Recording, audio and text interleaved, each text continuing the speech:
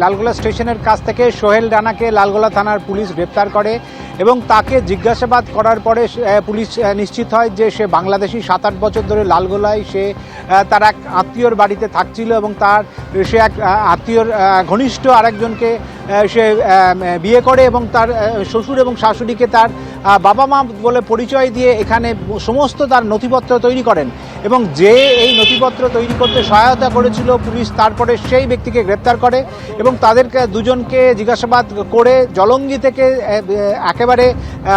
বাংলাদেশ থেকে যে আসার যে সহায়তা করেছে আরেক ব্যক্তিকে গ্রেপ্তার করে। 3 জনকে আজকে লালবাগ কোর্টে তোলা হয়েছে এবং তাদের হেফাজতে নিয়ে পুলিশ চাইছে গোটা র্যাকেটটাকে ধরার চেষ্টা করছে এবং যেটা লালগোলার আড্রোসিয়ায়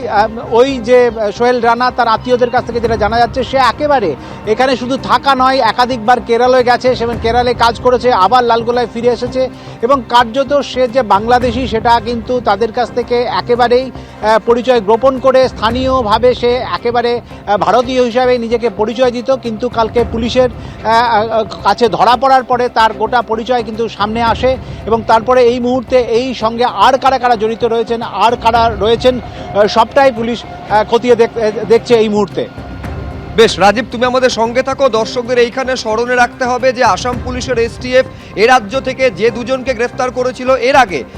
মিনারুল এবং আব্বাস, তাদেরও কিন্তু এই মুর্শিদাবাদ থেকেই গ্রেফতার করা হয়েছিল এই দুজন জঙ্গি। আমি এইখানে আমাদের আরেক প্রতিনিধি প্রসেনজিৎ সাহার কাছে যাব ত্রিপুরা থেকে সরাসরি, তার কারণ ত্রিপুরাতে 10 জন রোহিঙ্গা সহ 100 জন বাংলাদেশিকে গ্রেফতার করা হয়েছে। এরই পাশাপাশি 54 জনকে গ্রেফতার করা হয়েছে যারা দালাল, সীমান্ত পারাপারের জন্য এই 54 জন দালাল গুরুত্বপূর্ণ ভূমিকা নিয়েছে বলে পুলিশ সূত্রে জানা যাচ্ছে। 100 জনকে গ্রেফতার করা হয়েছে যার মধ্যে 10 জন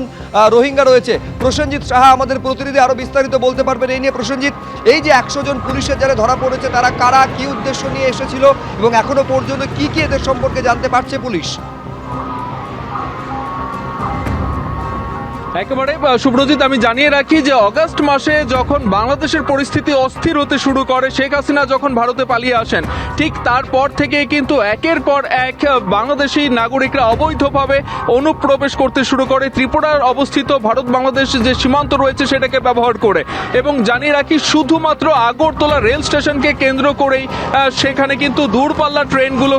ট্রেনগুলোতে ভর করে তারা দিল্লি, কলকাতা কিংবা দক্ষিণ ভারতের দিকে যাচ্ছিল এবং পুলিশ 10 জন রোহিঙ্গা সহ প্রায় 100 জনকে আটক করে এবং পুলিশি জিজ্ঞাসাবাদে তারা জানায় যে তারা কাজের জন্য যাচ্ছে। কিন্তু পুলিশের সন্দেহটা থেকে সেই জায়গায় যেখানে প্রত্যেকের কাছে ভারতীয় জাল আধার কার্ড থেকে শুরু করে ভোটার আইডি এবং প্যান কার্ড পর্যন্ত পাওয়া যায়। এবং জানিয়ে রাখি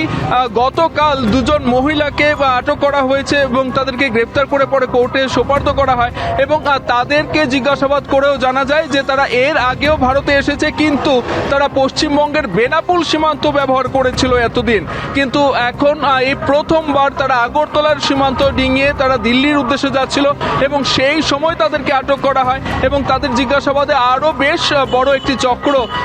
বেরিয়ে আসতে পারে বলে দাবি করছে পুলিশের একটা মহল। এবং আরও জানিয়ে রাখি যে ভারতের নাগরিকরা যারা বাংলাদেশি নাগরিকদের অবৈধভাবে অনুপ্রবেশ করাচ্ছে এর সঙ্গে যুক্ত প্রায় 54 জনকে আটক করেছে এবং তাদের বিরুদ্ধে অভিযোগ যার কাছ থেকে যেমন পরিমাণ পারে আর অর্থের বিনিময়ে তাদেরকে বাংলাদেশ থেকে এদিকে শেল্টার দেওয়া হচ্ছে, অর্থাৎ আগরতলার মাটি ব্যবহার করে দেশের বিভিন্ন প্রান্তে যাওয়ার সুযোগ করে দিচ্ছে, এমনকি টিকিট কেটে দেওয়া, রেল স্টেশন পর্যন্ত পৌঁছে দেওয়া এবং কলকাতা কিংবা দিল্লিতে গিয়ে কোথায় থাকবে, কার সঙ্গে যোগাযোগ করবে, সবটা বিষয় কিন্তু তাদের সঙ্গে এরাই যোগাযোগ করে দেয় এবং বাংলাদেশের ওপারেই আর্থিক লেনদেনটা হয়ে যায় এবং এপারে যখন আসে তখন সঙ্গে সঙ্গে বাংলাদেশি সিম কার্ড থেকে শুরু করে যাবতীয় যে তথ্য সেটা লোপাট করার উদ্দেশ্যে কাঁটাতারের এপারে আসার সঙ্গে সঙ্গে কিন্তু সিম কার্ড ভেঙে ফেলা হয় এবং যাবতীয় তথ্য প্রমাণ সেটা লোপাট করে দেওয়া হয় এবং যে কারণে পুলিশ যখন তাদেরকে গ্রেপ্তার করে তাদের কাছ থেকে বাংলাদেশি সেই কাগজপত্রের থেকেও ভারতের যে কাগজপত্র সেটা বেশি পাওয়া যায়।